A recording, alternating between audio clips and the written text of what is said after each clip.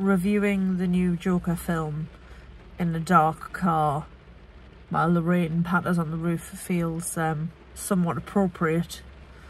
It's not Gotham, it's Kettering, but they're not wholly dissimilar. That's quite a lovely sound, that, isn't it, the rain on the car. I've just watched Joker Folie à Deux.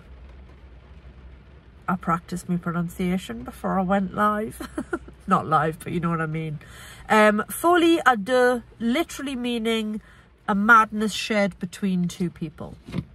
So this is the sequel to Joker. It is once again directed by Todd Phillips and starring Joaquin Phoenix as Arthur Fleck, also known as Joker.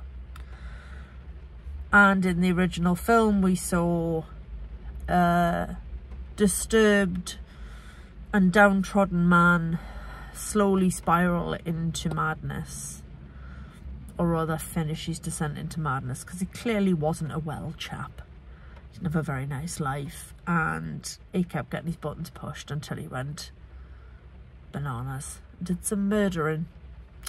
And the climax, of course, of the original film was him shooting Robert De Niro in the face on live TV. I mean, not actual Robert De Niro, shooting, what's the guy's name, Murray something or other, on a chat show.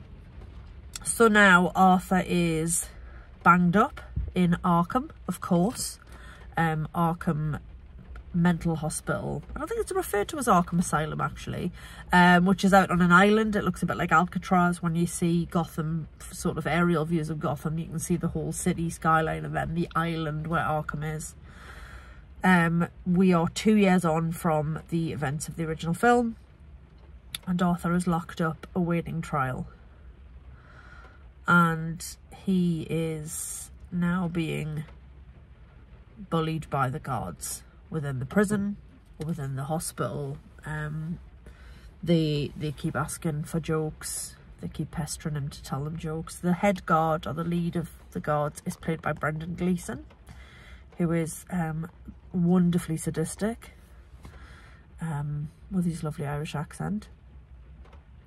And we're all building up to the trial, to Arthur going to trial, and whether or not he's going to be found guilty of the 5 murders he's charged with.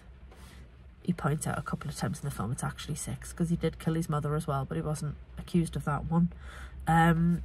Is he going to go to trial and then go to the electric chair for these murders, or is he going to get off on a plea of insanity, of diminished responsibility because of the upbringing that he'd had and the abuse that he'd suffered? So that's what the film's about. Predominantly the film is about the trial. So there's 2 new elements to this film versus the original one from a few years ago. One, we have the arrival of Lady Gaga as Miss Harley Quinzel. And we also have the arrival of musical numbers because it's a musical. Let's just let that marinate for a while. And like, we knew this was coming. It was always, as soon as the rumours started, or as soon as sort of official announcements were made that there was going to be a sequel, it was made known that it was going to be a musical. And it is a musical. And it kind of works.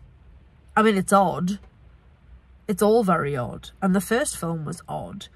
We are in a world that is uncomfortable. It's not the Gotham that we know from other Batman films. And obviously we've seen so many incarnations of Batman, of Joker, of Gotham.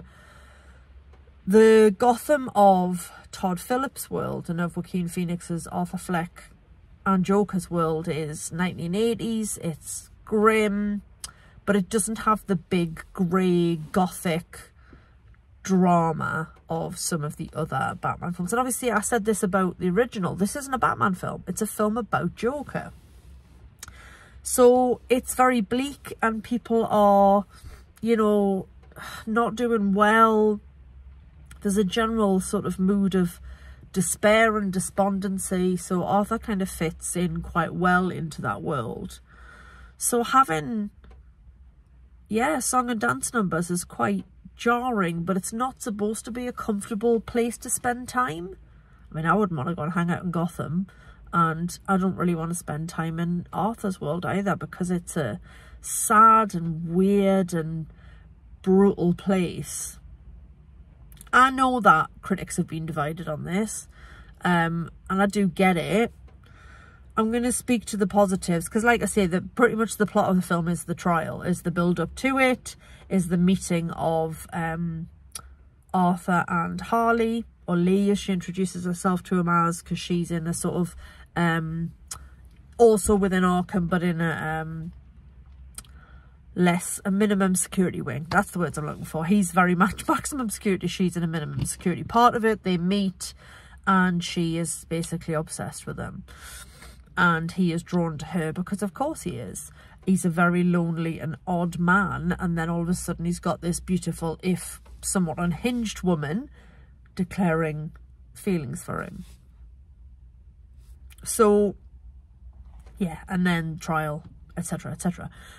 Speaking to the positives, because I believe there are many, it's very strong in its aesthetic. It has a particular style to it carried over from the first film that really works. Joaquin Phoenix is outstanding. He's a bit of not a controversial figure. I know he's just pulled out of a film and that wasn't very well received, but he's incredibly talented and odd. You know, he's played a lot of oddball characters. He's quite a private person. So yeah, he's excellent. Lady Gaga is superb and really interesting as I mean, she's essentially Harley Quinn. They never refer to her as Harley Quinn, but that's who she's playing in this world, in this universe. She's Harley Quinn. And she's amazing. And yeah, if you're going to cast somebody to play Harley Quinn and they're going to have to sing, cast Lady Gaga. Why wouldn't you? And what made me smile was obviously, and I know she did A Star Is Born when she did sing and that, but I love that when singers turn to acting, they're often given roles that allow them to sing. Like I say, A Star Is Born, or like Whitney Houston doing The Bodyguard. It's like, hey, let's cast this singer and let's put them in a musical, or let's put them in a film that gives them a reason to sing. But you wouldn't think getting cast as Harley Quinn in the sequel to Todd Phillips' Joker would give you an opportunity to sing, but hey, guess what? It's a musical. So a lot of the musical sequences are kind of fantasy, and they add not quite lightness to the film, but they add a different dynamic and sort of a break from the bleak surroundings. The songs aren't original songs, they're, you know, classics. What have we got in there? We've got like Frank Sinatra's That's Life, Carpenter's Close to You makes an appearance. Like, it's got some absolute bangers in there, and she's just incredible. Here's the thing, so is he. We knew he could sing because, hello, Walk the Line, which I really need to watch again because I haven't seen it for years and I bloody loved it at the time. So yeah, Joaquin Phoenix has got some pipes on him. Lady Gaga's definitely got quite the set of pipes on her. They're the only ones that sing, apart from Brendan Gleeson does a little bit of singing in the background. And it's not quite like, hey, let's do the show right here sort of thing. But often the people around them do become incorporated in what's going on. It's really difficult to articulate. It's too long, I think, is one of my complaints. It's like 2 hours 20. And like the original, it's kind of a slow burn, although we're not, in the original, you're waiting for him kind of to become Joker, and now we already know he is Joker, but then he doesn't sort of like step into that role until later on in the film. All the performances are outstanding. I really enjoyed, there's a newish or newer actor called Harry Lawty, was that his name?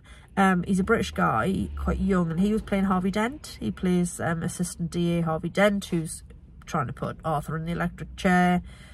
It's good, it's interesting, it's odd, it's bold, and I enjoyed it. It won't be for everybody, neither was the original, and it's violent. There is that. Violent, but with songs. There you go. In summary, violent but with songs and excellent performances all round. Yeah, I'm happy with that. Thanks for listening. Katie out.